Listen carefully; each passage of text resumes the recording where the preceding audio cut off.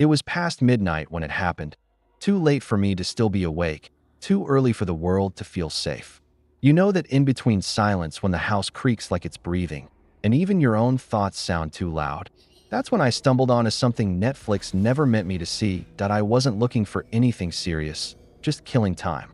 I had chips on the desk, the glow of the screen painting the walls in red, and that dull, hypnotic scroll we all know too well. You keep scrolling, swearing you'll pick something, until half an hour vanishes. That's all it was. Ordinary, boring, harmless. And then it wasn't that. At first I thought my eyes were tired. The thumbnails shifted for a second, like static in the corner of the screen. Titles I didn't recognize, blurred, half there, like they'd been erased. And then one of them stayed. Black background, white text, plain, almost insulting in its simplicity. Just 3 words, the unfinished, NO cover art. No rating, no description. My cursor hovered over it like it might burn me. I shouldn't have clicked. God, I know that now. But curiosity is the most dangerous drug, isn't it? The details were wrong. Year of release, 0000. Runtime. Genre, none. The system didn't even register it as a movie, more like a ghost file clinging to the catalog. That's the moment I felt it, this slow curl of dread in my stomach, that I need you to understand something. I've spent countless nights binging horror. Creepypastas, the weird corners of YouTube that people warn you about. I thought I'd built up an immunity. But this was different. This wasn't entertainment. It was hidden. And here's the part that's going to bother you later, when you're alone and scrolling through your own Netflix queue. What if they're hiding it from you, too? What if it's still buried there, waiting? Most people will never notice it. But I wasn't most people. I hovered, debating. My rational brain told me it was a glitch, a placeholder file, some tech intern screw up. But the other part of me, the reckless part that always pushes yes when it should scream no, wanted to see what was behind it. I clicked. The screen flickered, like the system resisted. A faint hum buzzed through my speakers, something raw and low, almost like breathing.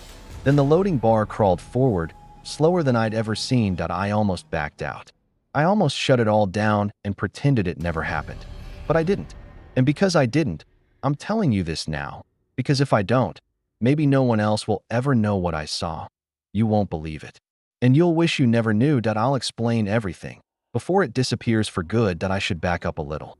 If I just drop you straight into the unfinished, you'll think I'm exaggerating, or worse, you'll think it's just another story. But it wasn't. That night started out painfully ordinary.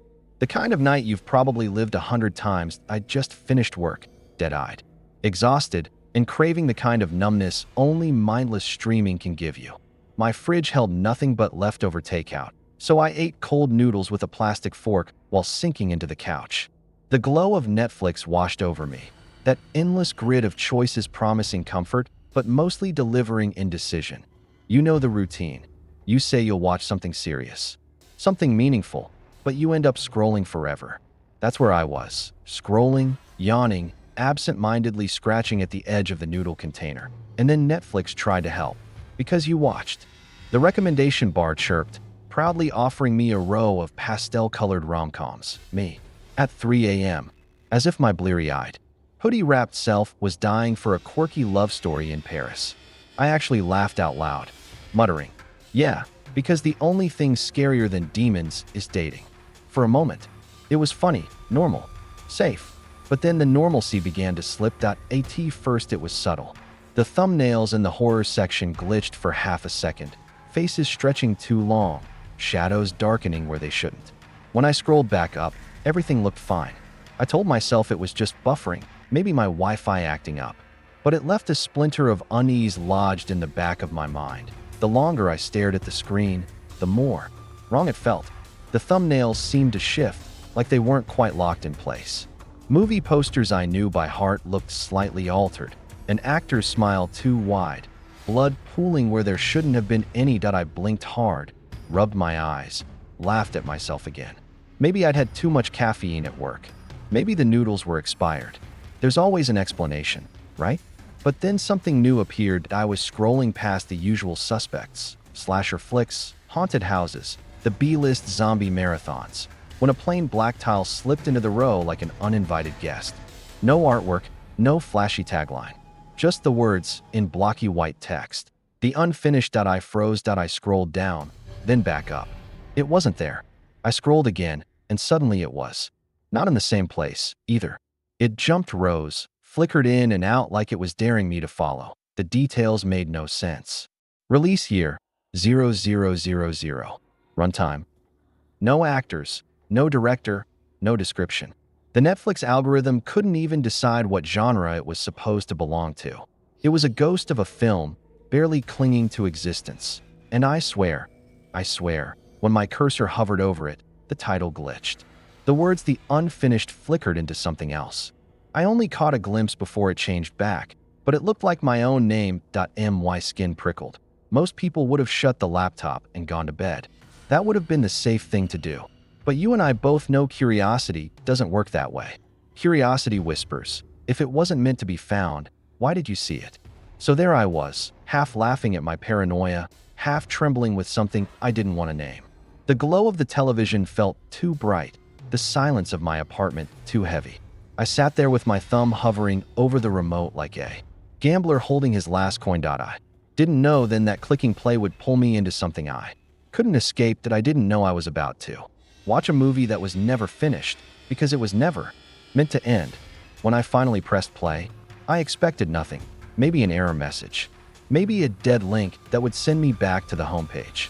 What I got was worse than silence. The screen blinked, then filled with grainy footage, the kind you'd expect from a VHS tape recorded over too many times. No sleek Netflix intro, no logos, no opening credits. Just a dim, flickering image of a film set. A boom mic dangling into frame. Actors sitting awkwardly in mismatched costumes, waiting for a director who never called action. For a second, I laughed. I thought, okay, maybe this is some forgotten indie project dumped into the wrong server.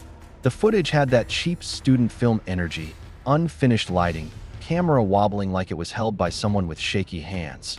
But then I noticed something. None of the actors moved. Not naturally, anyway. They sat too still, eyes shifting nervously toward the camera, like they weren't playing characters. They were trapped there, waiting for something they couldn't control, and the sound. God, the sound was worse. At first it was silence, then a faint distortion, like static dragging nails across the speakers. Underneath it, if I strained, I swore I could hear whispers. Not scripted dialogue, whispers, messy and overlapping, as if people were arguing just out of range. I told myself it was background noise. A bad mic. But then the camera zoomed in without warning, closing on one actor's face. Her expression froze halfway between fear and exhaustion, her lips trembling like she wanted to speak, but couldn't. Then she did. "Do we have to keep doing this?" she muttered, glancing toward the dark edge of the set. Her words weren't delivered like a line. They came out too raw, too human, like someone begging for a break. Another voice answered, off-screen. "Just read it. Don't stop." The woman flinched, her eyes darting to the camera like she hated it. That's when it stopped being funny. I shifted uneasily on the couch, my laughter gone. The actors weren't performing. They were enduring something. The scene cut abruptly, like someone had slammed scissors through the reel. New footage flickered. The same actors, now standing in a living room set. It looked ordinary at first. Beige walls, cheap furniture. But the proportions felt wrong, stretched too long, too narrow. Like the set wasn't built to human scale. The dialogue continued, stilted but desperate. Actor 1. "How long will this take?" Actor 2. "Until it ends." Actor 1. "It never ends." They weren't delivering lines. They were talking to each other like prisoners rehearsing their own sentences. And then, this is the part one keep replaying in my head. One of them looked at the camera, straight at me, and whispered my name. Not close, not loud. Just enough that I froze, heart hammering. I told myself it was a coincidence. My name isn't rare. Maybe I misheard. But deep down I knew. I paused the film, my hand shaking on the remote. The screen froze on that actor's face, eyes wide, mouth twisted like she regretted speaking. For a long moment, I just sat there in the blue glow of the screen. My apartment was silent except for my breathing, ragged and uneven. The world outside felt impossibly far away, as if I'd slipped into some sealed-off pocket of time where nothing existed except me and that frozen image that I should have stopped there. God knows I wanted to. I could have shut the laptop, turned on the lights, buried myself under blankets, and forgotten. But curiosity, that gnawing parasite, dug in deeper. I unpaused. The film lurched into motion again, but it wasn't smoother. If anything, it grew more broken. Scenes cut in half. Characters appeared in different clothes between shots. One moment, they were standing in that warped living room. The next, they were outside, shivering in a fog-drenched field, their voices muffled by static, but the background figures. That's what haunts me most. At first, I thought it was shadows. But as the scenes jumped, I saw them. Dozens of people standing far behind the actors, just out of focus, unmoving, watching, their faces blurred, indistinguishable, but their heads all tilted toward the camera like they knew I was there. My skin crawled, every instinct telling me to stop. Yet I leaned closer instead, my breath fogging the screen. Because here's the truth. Once you've glimpsed something forbidden, stopping isn't an option. The need to know takes over, like an itch you can't scratch. I kept watching. Even when the whispers grew louder. Even when the actors' voices cracked like they weren't reciting lines, but begging. Even when one of them slammed their fists against the wall of the set and screamed, "We can't keep filming this." I should have stopped. I didn't. And because I didn't, I saw something I can never unsee. The longer I watched, the less it felt like I was viewing a film. It wasn't entertainment anymore. It was invasion. At first, it was the sets. They stopped looking generic. One living room scene made my pulse spike because the wallpaper matched the apartment I grew up in. Same faded floral print, same crooked radiator tucked against the wall. I hadn't seen that place in years, but there it was, flickering on my screen. Coincidence, I told myself. A lot of houses looked like that. But then came the kitchen. Same cracked linoleum floor. Same dent in the refrigerator door, just left of the handle. My throat went dry. And then came the park. The actors stood in a clearing surrounded by skeletal trees. The sky overhead a strange, endless gray. The camera panned, and my stomach dropped. I knew that place. I'd played there as a child, throwing rocks into the creek, daring myself to run through the graffiti-smeared tunnel beneath the bridge. It wasn't similar. It was exact, but here's what twisted the knife. It wasn't right. The angles were skewed. The trees leaned inward, too close, like they wanted to crush the actors. The tunnel was darker than it should have been, swallowing light instead of reflecting it. Familiarity poisoned into dread. The dialogue didn't help. Actor 1. We've been here before. Actor 2. It's always the same place. Actor 1. Then why does it look worse every time? I gripped the couch, nails digging into the fabric. They weren't just speaking to each other. They were echoing my own thoughts. And then one of the actors stepped into frame, and I felt the air leave my lungs. He looked like someone I used to know. Same sharp jaw, same crooked smile I remembered from middle school. My childhood friend, Daniel, a kid I hadn't seen in more than a decade. But here he was, older, pale, wearing clothes that hung too loose on his frame. He didn't have lines at first. He just stood in the background, watching the others, silent. But eventually the camera cut closer, almost too close, and he spoke. "Do you remember me?" I flinched. I swore the words weren't directed at anyone else. They were for me. The movie was unfinished, yes, but it seemed to be finishing itself as I watched, stitching pieces of my own life into its cracks. Every cut, every glitch, every shift in scenery pulled it closer to me. And then the violence began. Not in the way you expect, though. There were no gory money shots, no cathartic screams. Instead, each scene cut off just before anything happened. A man raised a hammer over another's head, static. A woman screamed as she was dragged out of frame, static. A child's shadow fell across the floor, holding something sharp, static. The horror wasn't in what I saw, but in what I didn't. My imagination filled in the blanks. And that was so much worse. Every time the static cleared, the actors looked more ragged. Clothes torn, faces bruised, eyes hollow. It was as if the violence had happened, but the film refused to show it. Or maybe it couldn't. The whispers returned too, louder this time. No longer background noise. They crawled into the dialogue, threading between the actors' words. I couldn't understand most of it, but sometimes, clear as glass, a phrase would slip through. Keep filming. Not finished. Audience must stay. Audience. The word made my skin crawl, and the background figures multiplied. What had started as vague shadows now crowded every frame. Rows of blurred faces staring at the camera, staring at me. Some were children. Some were old. None of them moved. The actors noticed them too. Actor 2. They weren't here before. Actor 3. They're always here. You just never looked. I pressed pause again, desperate for air. My reflection stared back from the darkened screen, pale and sweat damp. For a moment, I thought I saw movement behind me in the glass that I wanted to stop. I swear I wanted to. But the movie had already hooked something deep inside me. It wasn't just a film anymore. It was a trap. A snare of half images and half memories I couldn't shake free from so I hit play again. This time, the cut was jagged, raw, like film physically torn apart and stitched together wrong. The camera tilted sideways, catching fragments of faces mid-scream, a hand clutching something wet, eyes rolling back. And then, blackness. But in that blackness, words appeared. White, flickering, like typed text. Do not look away. And then the movie continued. It didn't feel like I was watching anymore. It felt like I was being pulled through, dragged frame by frame into whatever unfinished nightmare this was. The actors blurred. The sets bent. The whispers rose. And then the movie broke the screen. Halfway through the movie, the screen froze. First, I thought it was my Wi-Fi. The image stuttered, warped into pixelated fragments, and the Netflix buffering wheel spun endlessly in the center. I cursed under my breath, reaching for the remote to restart, but then the wheel cracked, literally, like a spiderweb fracture running across glass. And instead of the usual red Netflix logo, the interface melted into static, then blinked back with something I'd never seen before. Raw, shaky footage, and no polish. No credits, just handheld camera angles, fluorescent lights buzzing overhead, and a cluster of people who were clearly not actors. They looked like crew. I froze.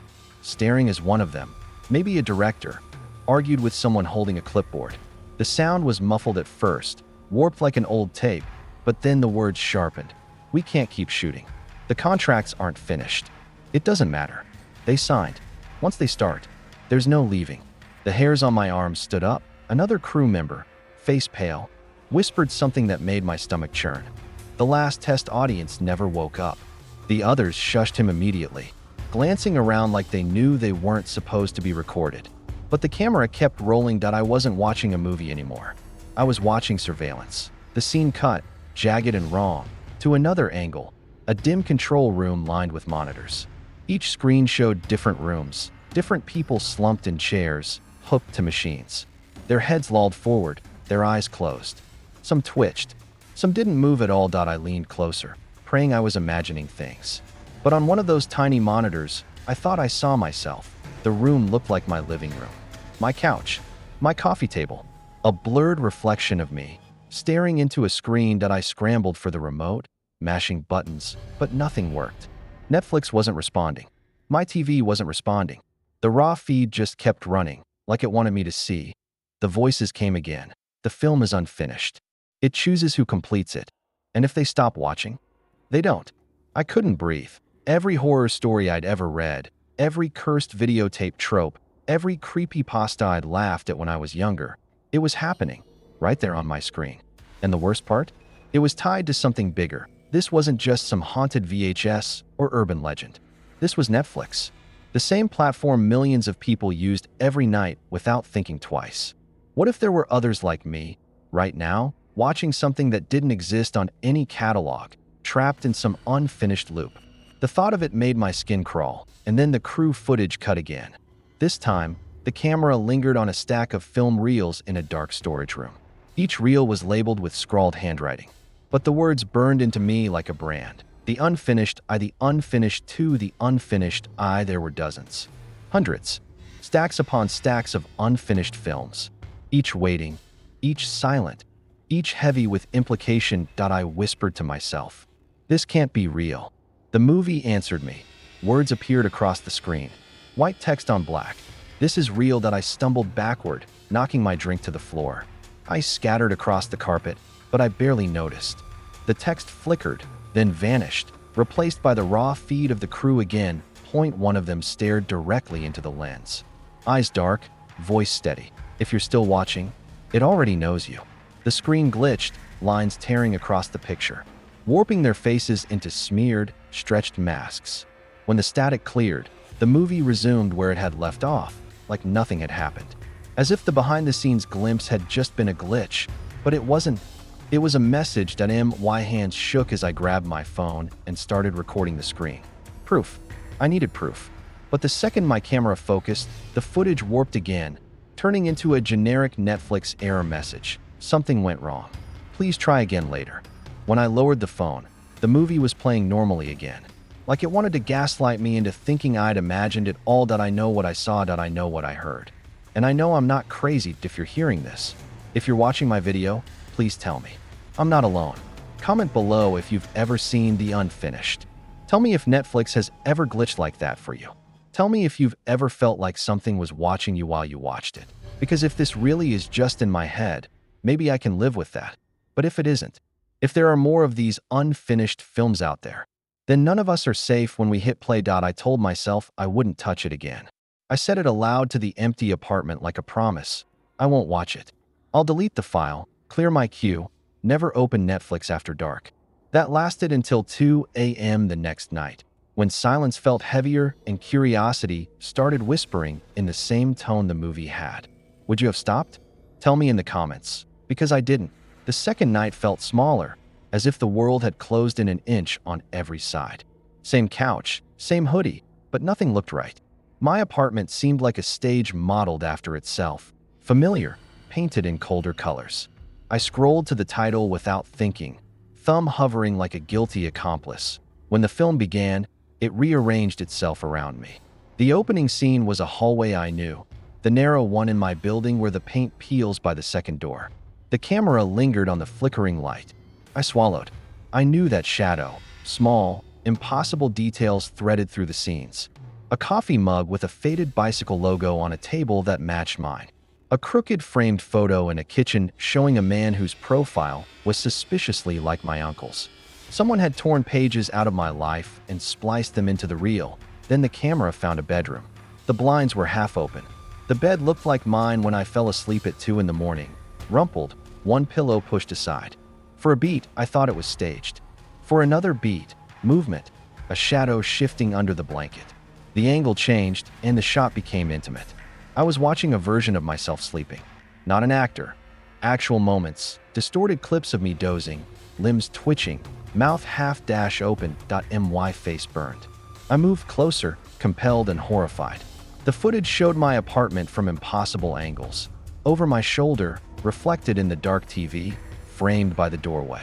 My life replayed in grainy tests and jump cuts that I fumbled for the remote. Thumbed pause like it might snap the reel in two. The film refused to be frozen. When I hit pause, the picture stuttered, then continued on its own, like a hand nudging it forward. Dialogue whispered, soft, coaxing, using a nickname only my oldest friend used. I thought about calling the police, but what would I say? Someone on Netflix is watching me. It sounded insane.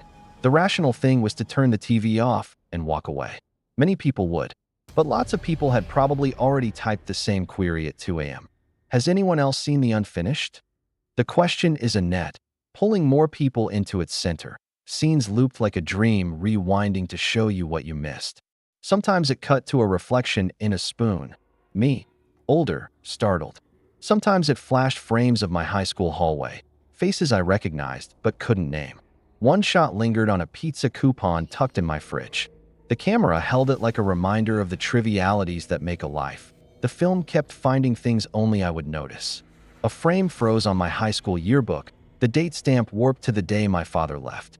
Another quick cut showed my mailbox. Chipped blue paint, my apartment number crooked.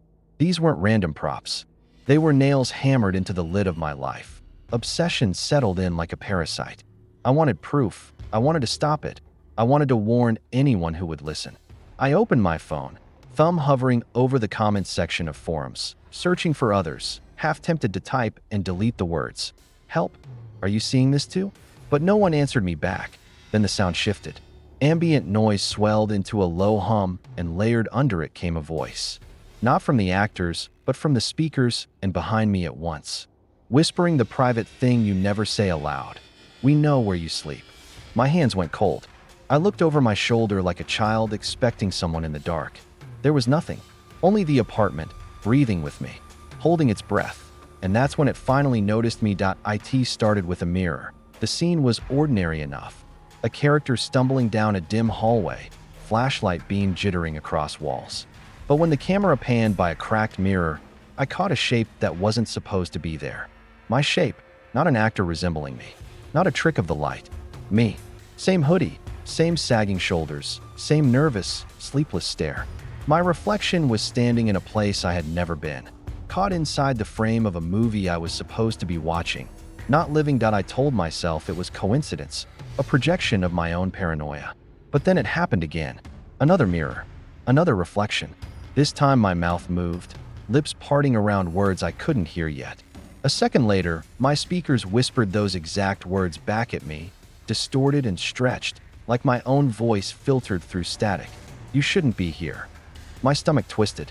It was the same sick déjà vu I'd felt reading stories online, cursed tapes, forbidden files, tales we'd laughed about on this very channel before. I'd narrated plenty of them. The Russian sleep experiment, the tape that plays itself, the cartoon that predicts your death. And here I was, the punchline of my own content, starring in a story I swore only existed for entertainment. But this wasn't entertainment anymore. The film warped. Cuts grew jagged, transitions abrupt, like the editor was drunk, or worse, alive. Scenes no longer had beginnings or endings. They just happened, stitched together with my breath in the background. My voice layered into the audio track, sometimes begging, sometimes laughing. I didn't remember saying any of it, but the cadence was mine. And then came the worst part, the future. The screen flickered, black for a beat too long. When the picture returned, the camera lingered on a familiar living room. My living room. I knew the chipped table leg, the faint stain on the rug. On the couch sat me, slumped, pale. My chest wasn't rising. The scene held for an excruciating 30 seconds as the camera zoomed in slowly, cruelly, on my lifeless body. The hum of the audio deepened into something that felt more like vibration than sound. I wanted to scream, but my throat locked. I wanted to run, but my legs refused. Every instinct screamed, turn it off, smash the screen, stop watching. But I couldn't. If that's the real curse, isn't it? Not just what the film shows you, but what it takes away. The ability to look away. I clawed at the remote, pressing power until my thumb ached, but the TV ignored me. My reflection in the black border of the screen leaned forward a half second before I did. Mocking the idea that I had control at all, the whispers returned. Clearer now, overlapping voices chanting, taunting, narrating my own ending. It showed you. You'll follow. You'll finish. I staggered to my laptop, desperate to document, to tell someone before the scene swallowed me whole. That's why you're hearing this now, why I'm pushing these words out into the world. If you think this is just another horror story for clicks, remember, I thought the same thing about the others. Until I became one. Because here's the truth. The film doesn't end to as I'm telling you this. It's still playing, and my reflection, it's smiling now. The film didn't end, or maybe it did. The screen stuttered, stretched into jagged fragments, and then dissolved into perfect black. For a moment, I thought I'd finally escaped. Silence. Just the hum of my fridge in the next room, the creak of pipes settling in the walls. Normal sounds. Safe sounds. I leaned back, exhausted, telling myself it was over. Just a nightmare projected on pixels. A bad dream stitched from static. Then the Netflix home screen reappeared. At first. It looked ordinary. My continue watching. My rows of recommended shows. The glossy thumbnails of things I'd never actually watch, but Netflix insisted I'd love. But one row was new. A category that had never been there before. Your story. My blood went cold. It wasn't subtle. The title glowed brighter than the others, like it wanted me to see it. Like it had been waiting for this moment. And beneath it, one thumbnail. Just one. My face. Not a selfie. Not a photo I'd ever taken. It was me, captured from some angle in my apartment, lit by the pale glow of my own TV. The image was sharp, too sharp, like it had been rendered with a clarity no human camera could manage. And my expression, God, my expression was empty, slack, as though I'd already gone. I grabbed the remote, hand trembling, thumb frozen an inch above the button. I wanted to look away, but my eyes locked on that thumbnail, drawn like a moth to flame. Clicking it felt inevitable, like it was already chosen for me. The cursor hovered. My chest ached. In that frozen instant, I realized the truth. I wasn't watching the film anymore. I was the film.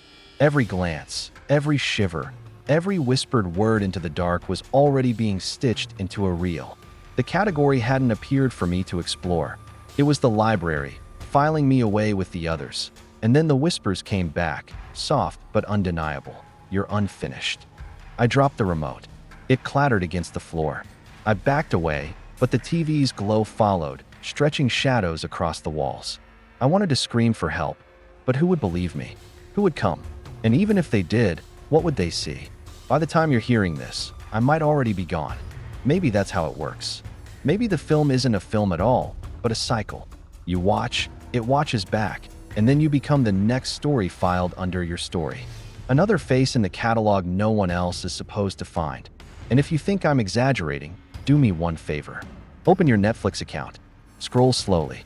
Look for the category. If you see it, don't click. Please, don't click. Because if you do, it won't be my face staring back, it'll be yours. I don't know how much longer I can keep talking about this without it pulling me back in. Every time I think I'm free, I feel that itch to check, to scroll through the rows, just to see if your story is still there. Sometimes it is. Sometimes it isn't. And that's the worst part, that I don't want you to look for it. Honestly, I hope you forget everything I've told you tonight. But I also know some of you won't. Curiosity is a sickness, and the movie knows it. Some of you will open Netflix as soon as this ends, scrolling just a little slower, waiting for the row that shouldn't exist. That if you find it, if you see the unfinished, don't press play. Or do. Maybe the movie needs someone new. Maybe that's the only way it keeps going. People always ask why cursed stories exist, why they spread. The truth? They don't spread by accident. They spread because we can't resist sharing them. We can't resist clicking. Can't resist the chance that maybe, just maybe, we'll be the one to prove it's real. So here's your choice. Scroll past this story, laugh it off, or go looking. And if you've ever seen anything like this before, leave a comment.